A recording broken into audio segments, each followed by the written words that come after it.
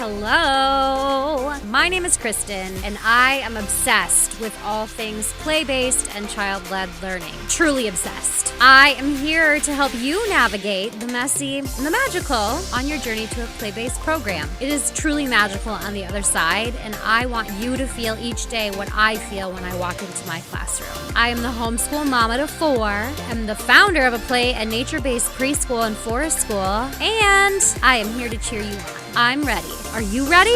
Let's get going.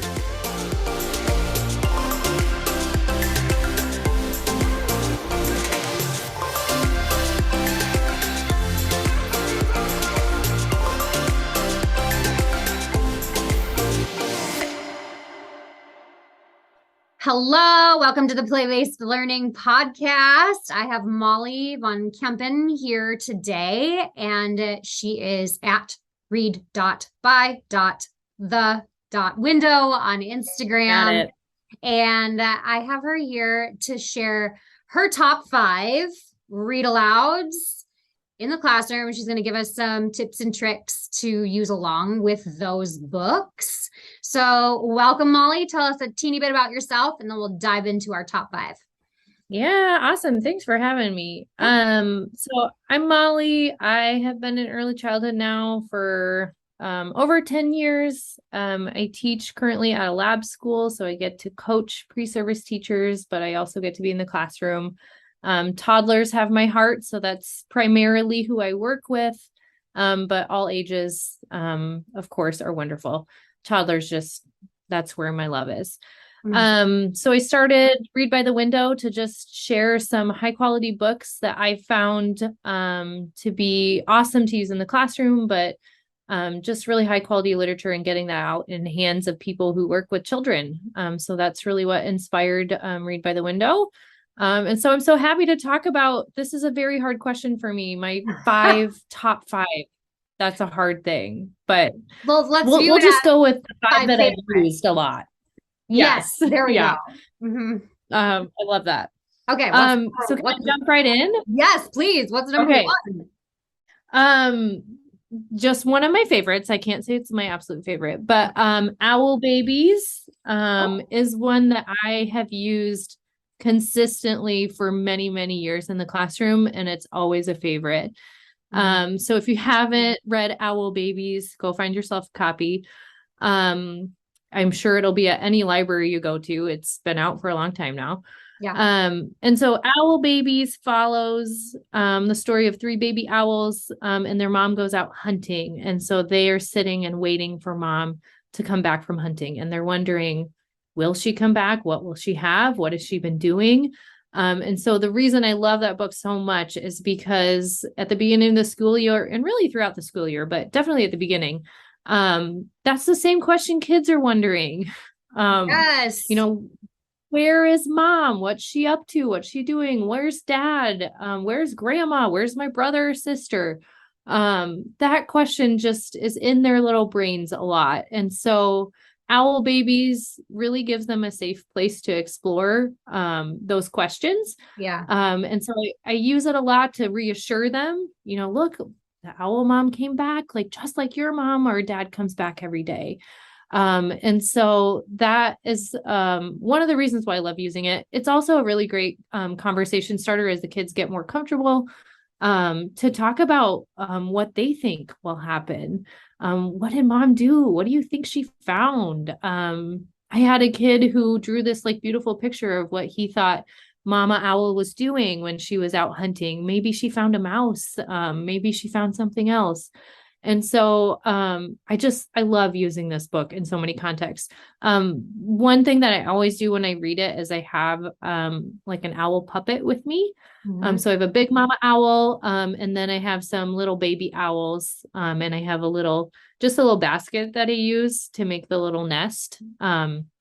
And so we use that throughout storytelling. The kids get to, pet the owls. Sometimes they'll get to hold it. There's one owl in the story that's always really nervous. And so I think the kids really connect with it. So sometimes they'll ask to hold just that one. Because they're like, I feel you. Yeah, you're nervous. I'm nervous. Let me help you.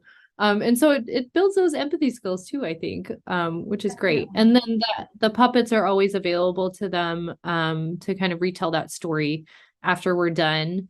And so it's fun to see them, you know, be able to retell that story and bring Mama Owl back. So yeah, I love using that book. Amazing. And Folk Manus, do you have Folk Manus puppets? Yes. Those are the most amazing puppets. Totally worth the investment. But they have the cute little finger owl baby puppets that are adorable that go along with that book. And they're very, very durable too. We've had the same owl now in the toddler classroom for years, which I think says a lot. Yes. That it's survived. In a toddler room for sure. Oh my gosh. Yeah. Okay. So yes, they have my seal of approval. Another one that I use a ton is Going on a Bear Hunt. Oh yes. Kristen, I think we've talked about this before, but it was not my favorite book when I first started teaching. Yeah. I couldn't get on board. And then I don't know what changed, but something changed. And I read it once and I was like, okay, now I get it. I get why this is so amazing. So now I'm all in. The song's amazing. The song's amazing.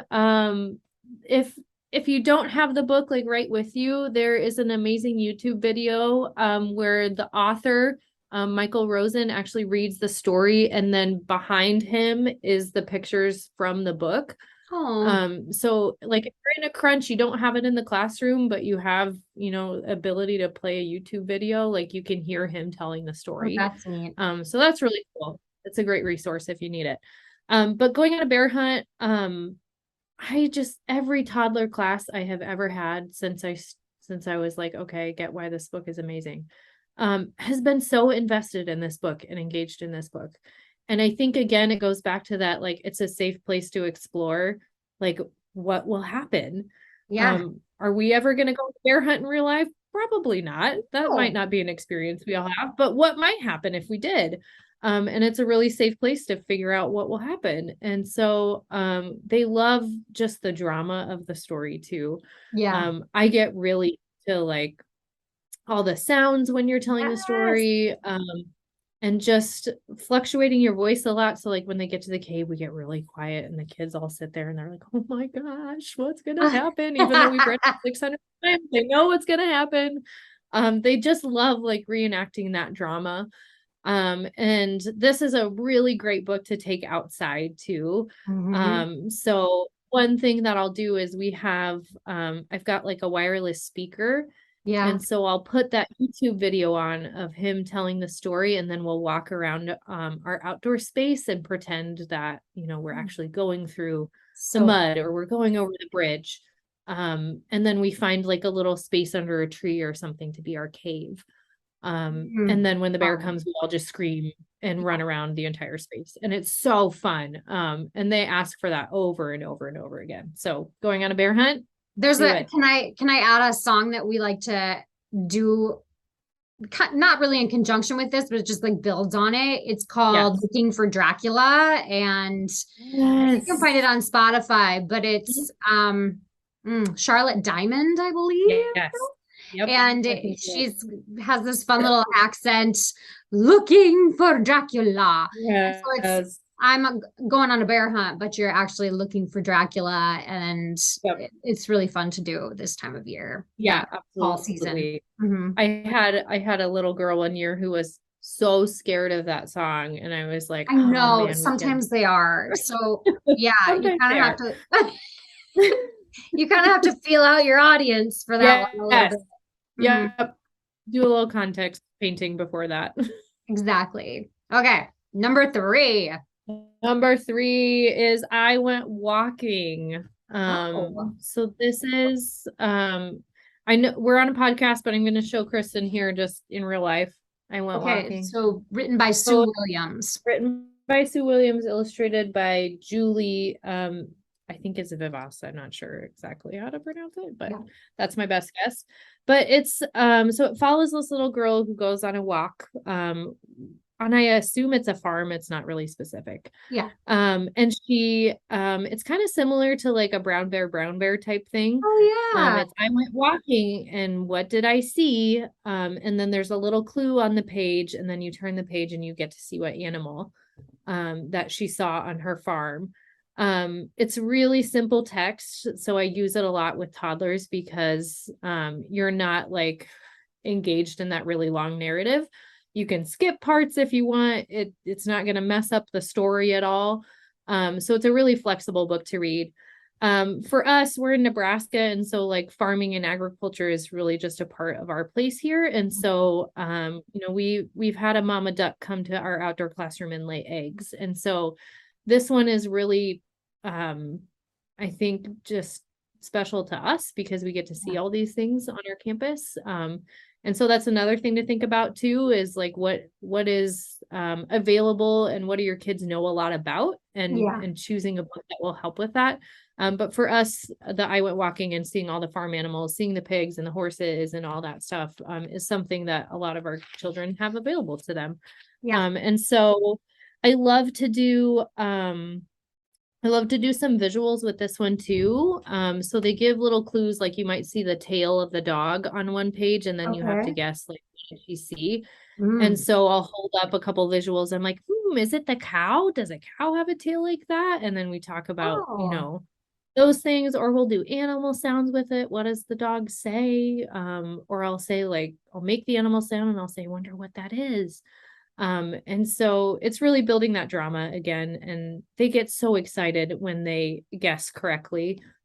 It's so exciting for them. And I think my favorite part, I will tell you, and what makes the kids laugh every time, is there's a duck, and the only clue you get about the duck being next is that their little booties up in the air because they're diving down to get something in the water. And all of them are like, it's a duck booty. And oh my gosh, they love that part. It's hilarious. Duck are so cute too. Right? I think so too. I do. Totally. Okay. Number 4. So another one talking about context, it's called Squirrels Leap, Squirrels Sleep. Yes, I know it's kind of hard to say out loud. But again, like squirrels are all over our campus. Like we even have flying squirrels on our campus, which is pretty fun. Oh, wow. We do. They're very hard to see. We haven't seen one like in real life, but I know that they exist and they have little houses on campus, and so it's really cool. That's a part of our kind of a part of our place here. And so this book, it's really informational, but it also is really simple and tells just like facts about squirrels. It's always something that our kids point out, like at home, on walks, like all over our city is just so many squirrels. And so like this has become like a thing that we talk about a lot, is the squirrels. And so the book really, it can give you a lot of information. You can skip some of that information, but it has really great illustrations. Nonfiction is a really good thing to start working into the classroom if you can. And I feel like it's a hard thing to get right, but this book really gets it right. Like there's enough information, but not too much, not too overwhelming, especially if you're working with squirrels. So it talks about the different kinds of squirrels, talking about like how they sleep. I've always kind of wondered, like, how does that look? And so they talk about, that they can curl up in a nest and they use their tail to cover themselves up. And so just some of those questions about the world around them. I love to bring in books about that. So Squirrels Sleep is another one that I use a lot. And squirrels are the cutest. I actually have a baby squirrel that I'm taking care of right now. His name is Stan, and he, like, I'm his mommy. I didn't think that squirrels were really like social animals, but I can definitely tell that he prefers to be with me. Just being alone. We call it the squirrel hut. So we have like this screen porch, and we filled it with a whole bunch of branches and sticks so that he like start to learn how to like climb on trees and collect leaves, like dead leaves and stuff to make his nest. So he definitely, when he hears me coming, I'll go, baby, as I'm coming around the corner, and he'll stick his little head out of his little squirrel house and like come and wait for me, and then climb up on me and like wait for me to feed him. So and then he'll like yesterday he hung out in my overalls for like over an hour, and he just took a nap inside my like the front of my overalls. Oh my gosh. I didn't realize they were like super social. So Mhm. I feel like that's what all of our kids would want. Yeah. A little pet squirrel to keep in their pocket. Mhm. Yeah, I know. 100%. And I have that, except for they smell really bad. Their urine is Oh, like the worst. So yeah. you don't really want a pet squirrel that, but like a squirrel that we're hopeful that once we release him, that he'll stick around our yard and still come Yeah. with us and stuff. But Yeah. yeah, he'll be a wild squirrel. So Oh, mhm. that's amazing. I Yeah, he's love our that. our fourth squirrel that we've rehabbed and released. Gosh. Yeah, Oh, kind of fun you have little to hobby send we me have. some pictures or something so I can show the kids. He's so They cute. would love that. Yeah. They would love that. Okay, Well, I last but will not say least. my last book, it also has a squirrel. Ooh, So this one, probably not for like little toddlers, maybe a little bit older. It's called The Leaf Thief. okay. I don't know if you, I know like Barnes and Noble right now is carrying like the $5 book version. Okay. Like they do like a smaller hardcover and it's only Yeah. $5. So Oh, it's amazing. awesome. They're doing that deal right now. So it is on Read by the Window too. So if you go, I did a post on it. It's about the squirrel who gets so panicked and anxious because the leaves start falling off his tree. And he is so convinced that someone has stolen his Oh, leaves. oh, And so he kind of has to problem solve and learn some things throughout the story about just the seasons changing from fall to winter and so on. And so I like to use it at this time of year when the leaves just start falling a little bit and the kids mhm. get, it's a really funny story. The kids get just like fits of giggles as we read this. I love to be like over dramatic because the squirrel is too. And so when we read it, we just get really dramatic. He has these moments where he's like, "You stole my leaf," and we just get like really into it. Oh my gosh. And then of course, when we go outside and the leaves are falling, they like to pretend, that they're the squirrel that doesn't know what's happening with the leaves. So that's a really funny one Oh, to kind of bring out this time of year. At least for us in Nebraska, it's we're slowly starting to see some of the leaves change. Nothing's fallen quite yet, but yeah. it's really fun. I love it. Oh, so we've Check it got out. leaves. We're in Minnesota and we have leaves falling everywhere right now. Yeah. Nothing has really, I mean, some trees have changed, but not a ton. But like, I think I have a maple tree and the maple is like dropping leaves like crazy. Oh my gosh, it was still like 90 degrees the other day. Oh, Ugh. I ew. know. I You're like, know. come That's on, how I crystal felt ball too. air. I'm Let's like, just get here. we need some. We'll Can we'll I get there. can I throw in a sixth bonus book, one of my faves? Yes, please. Okay, so I worked with 3, 4, 5-year-olds, and one of my favorites was The Little Old Lady Who Wasn't Afraid of Anything. I love that one. I know that one has so many fun sound effects that the kids can make with you and they're repetitive. And so it's just a Yes. really great interactive read aloud. Another one of the things that I used to love to do during when I would read stories is have a story basket. So it was a picnic basket and it had a lid, and then I would keep props inside the story basket and then like reach in and pull them out. Yes. And have props that go along with it. So there's like Huh? shoes and there's a shirt and there's a Yep. pair of pants and what else? Gloves. Uh-huh. Yeah. So that was always one of my favorites. I I love that one too. I did something similar. I had pictures of like the things in the story and then I'd leave those out and the kids would do like sequencing and they'd try to like build which came first and what came next. Mhm. And that's such a good one. Because of all the sound effects that you can Yeah, do with it. It draws them in so quickly. And again, it's that safe place to yeah, explore like what would happen? What would you definitely. do if you were walking in the woods and you ran Amazing. into a pair of pants? Oh my gosh. I I love that. I want to throw in one more because Yeah, please do. I could, I mean, you and I, we could probably just Oh, we like could do this throw all out day. 700 of them. Uh-huh. Um, those mean, nasty, dirty, downright disgusting, but invisible germs. That's the actual name of the book. Have you ever heard that? Love that. I have not read it. I've seen it. I have not read it. Okay. I I need mean, to get on it. it's well, so what I mean, it's not written the most beautifully, but the illustrations are great. And what I did is I went on Amazon and bought little monster finger puppets, or like these little Oh, plastic finger yeah. puppets, Uh-huh. and those represented the germs in the book. Oh, that's so And great. yeah, I think there was like 5 different germ scenarios, and so every single time, like I used to wear like a hoodie, Uh-huh. sometimes or when I would make sure that I had them hidden or put them in like a little story bag or something, and then reach my hand in and I'd get one on my finger and pull it out, and then everybody would My scream because of the God. monster. But it's also a great way to teach them to wash their hands with soap Yes. and water, and then to dry them with a hand towel.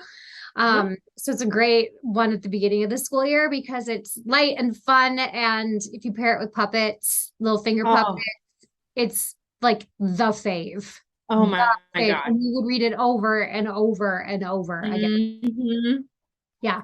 Okay, And I have to throw in they also, one more when you're oh, okay. They have it a Spanish version too. So you Oh, can perfect. get it in Spanish, I believe. Okay. So I this is just I've just discovered this one this year. Just because we all know when we work with preschoolers how big into boogers they are, ooh, right? yeah. Like, talking about boogers, like everything. So there's actually a book. I think it's called, I'd have to look for sure, The Secret Life of Boogers.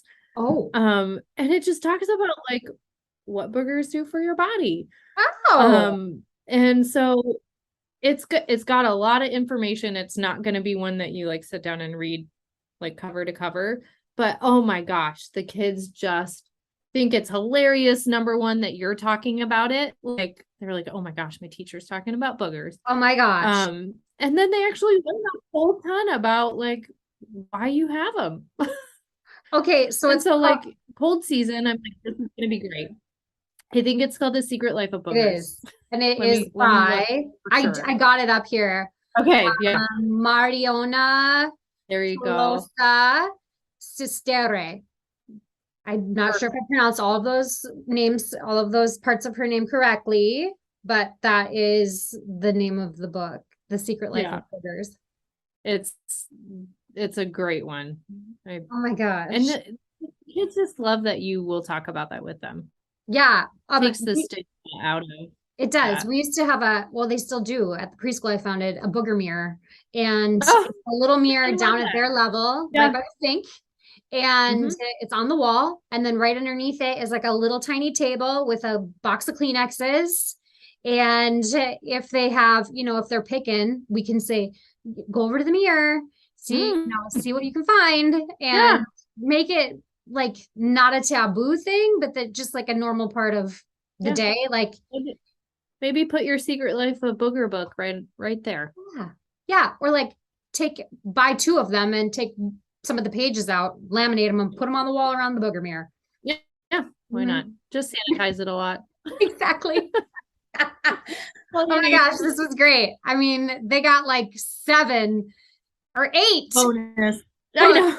no, our top 8. We should find 2 more. Let's do 2 more. Let's make it 10. Okay. Okay. You get to do Do you one, I have get to one? do one. I'm trying to think of another one I use a lot. Okay, can I go? Yeah, you go. Well, I actually have 2. But I have to figure out which one okay, one that I really love for forest school, I'll do this one. It's called Bog Baby. Not a Yeah. lot of people know about that one, but I Well, love I it. got a book from you. Yes, I love the poop one with the little mole, the mole on the Oh. for who done it. Oh my gosh. Oh, Okay.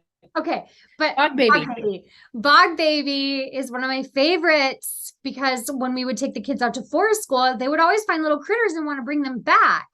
And so Bog Baby is about this little fictitious creature that they find in the bog, these two little children, and they bring the Bog Baby back to their little shed in their backyard and they try to take care of it, but then it gets sick because all they're feeding it is cake. And then they realize that they need to release the Bog Baby so that it's healthy again because it's not in the right environment. So Bog Baby is one of my favorites. Okay. And what's yours? So I'm gonna go with the classic. Goodnight Gorilla. Oh, I love that one. Goodnight Gorilla. It's my plug for wordless picture books. Yes. They are so powerful to use with kids. I love Goodnight Gorilla because it is that flexible book. So Yeah. like you can go through a couple pages at a time if you need to. You can skip a few things, it's okay. But what I like to do is I laminated some file folders. Remember those manila file folders? So I laminated those and then I made little keys and I just put Velcro on it. And so that the kids get to like unlock the cages as we go through the story. And then just having some props available. At one point I had like all of the animals. They've all kind of scattered and I don't know that I have them all anymore. But Goodnight Gorilla is a really great one. They think it's hilarious, that page where you just see the eyeballs. Yeah. That's always like their favorite page. And yeah, Goodnight Gorilla is a classic. My Always a son, go-to. yes, and my son who's 8, that was a staple for bedtime for us for Mhm. a very long time. And he, I mean, like learned the whole entire thing and knew every single thing that was coming up. But the one thing that we love to do as we learned the book and started paying attention more to the pictures is there's a red balloon that Mhm. like is on almost every page, and it's fun to try to find that red balloon throughout the story. Yep. And the Yeah. banana too is always something the kids like to, there's always that banana that they have, and then at the end it gets eaten. Oh, I don't know if we've ever have paid you- attention to the banana before. Look for the banana. And they think that's really fun to figure out who ate the banana. They Amazing. have all sorts of ideas about who ate the banana. Oh, that's so fun. Well, there you go. There was our 10 favorites, but not favorites, because obviously we Yeah. have so many more. Oh yeah. I'm Um, gonna put the bigger book on Read by the Window so everyone can amazing. check that out too. Look for Wonderful. that. All right. So you can visit Mollie on Instagram. That's where she's most active at read.by.the.window. There you go. And you can get some great ideas and different read alouds to read with your kiddos in your environments. So thank you so much for being here, Mollie. I appreciate it. Awesome. Yeah. Thanks for having me. All right. You take care. Bye. Hey, I need you to do me a huge favor. If you liked listening and you want to be able to hear more, can you please go onto iTunes and leave me a 5-star review? I would so appreciate it. And then connect with me on Instagram. It's learning.wild. We'll see you around.